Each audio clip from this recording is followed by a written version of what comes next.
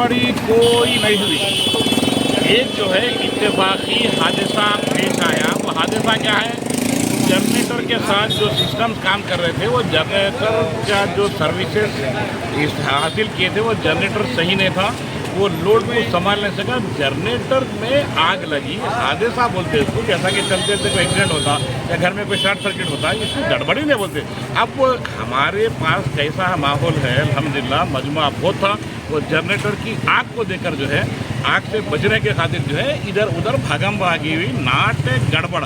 Police बेहतरीन effective बंदोबस्त करी है, गड़बड़ का कोई चांस ही नहीं था। और फिर जो जुलूस में शिरकत कर रहे थे, इंतहाई विखार के साथ शिरकत कर रहे थे, अब उसमें 1-8% लोग जो साइलेंसर निकाल के गाड़ियाँ चढ़ा रहे थे या जो डीजे की जैसी आवाज़ पैदा कर रहे थे साउंड बॉक्स में, वो अलग मामला था। गड़बड़ किसी किस्म की भी नहीं हुई। पूरा इतना बड़ा जुलूस जो मक्का मस्जिद से बाद नमाज ज़ोहर निकला है, उसका हेड तो अपने मुकर्ररा वक्त पर जो है कंक्लूजन पॉइंट वाल्टा होटल के पास पहुंचा।